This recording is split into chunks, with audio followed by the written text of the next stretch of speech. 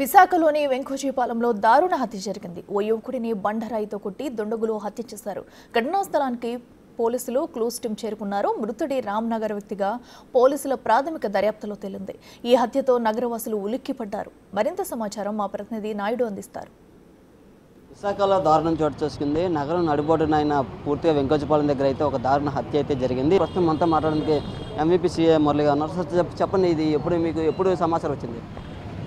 ఈరోజు morning morning around 7:30 ఆ ప్రాంతంలో వచ్చిన సమాచారం. ఒక unknown male age about 50 to 60 years ఉన్నది. అతను ఐడెంటిటీ తెలియదు మనకి ఇంకాను, ఎవరో చంపినట్లుగా అనిపిస్తుంది.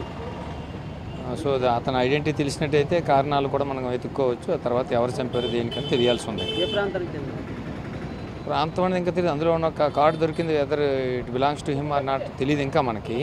అది వెరిఫై చేయించడానికి కానీ అడ్రస్ కూడా పంపించాం. మన రామ్నగర్ ఏరియా అన్నారు, పంపించాం. అక్కడ కూడా వెరిఫై చేయాలి. పూర్తిగా చూడొచ్చు సార్, ఇదంతా నగరం ఎక్కువగా పబ్లిక్ ఉన్న పరిస్థితి ఉంది. పక్క టెంపుల్స్ ఉన్నాయి. అలాంటిది ఒక సెంటర్లోనే జంక్షన్లో అంటే ఈయన్ని మనం సంఘటన స్థలం కానీ ఆ వ్యక్తి తాలూకా భౌతికంగా ఉన్నటువంటి ఆధారాలు కానీ లేకపోతే ఆయన్ని చూసినా సరే ఆయన కొద్ది వేగబాండ్లాగా అనిపిస్తున్నారండి. ప్రత్యేకంగా ఏదో ఎవరు కావాలని చేసినట్టుగా అనిపిస్తుంది, వేగబాండ్లాగా ఇతను అనిపిస్తున్నాడు.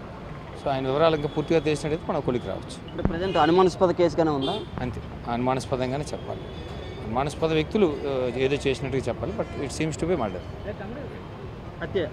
ఎస్, ఇది సీఏ గారు అయితే చెప్తున్నారు. పూర్తిగా అయితే ఇంకా అనుమానాస్పదంగా మూర్తిగా ఉన్నా పూర్తిగా అయితే హత్య జరిగిందని అయితే చెప్తున్న పరిస్థితి. ఇది నిన్న రాత్రి జరిగినట్టయితే మనకి పోలీసులు కూడా చెప్తున్నారు. పూర్తిగా ఈ కేసుకు సంబంధించిన వివరాలు కూడా దర్యాప్తు చేస్తున్నాం. ఎందుకంటే ఇంకా ఎటువంటి క్లూస్ కూడా దొరకలేదు. ఒక ఆధార్ కార్డు దొరికిందని మృతి చెందిన వ్యక్తి ఆనందరావుగా మేము గుర్తించడం జరిగిందని ప్రధానంగా పోలీసులు అయితే చెప్తున్నారు. పూర్తిగా సంఘటన స్థలాల్లో క్లూస్ టీంతో సహా పోలీసులు వచ్చి ప్రతి ప్రాంగణాన్ని అయితే పరిశీలిస్తున్న పరిస్థితి ఉంది. అయితే నగరం నడిబొడ్డున హత్య జరగడంపై ఒక్కసారిగా నగరం ఉలిక్కిపడిందని చెప్పచ్చు. Camera person Ramurthy Naidu, Visakhapatnam.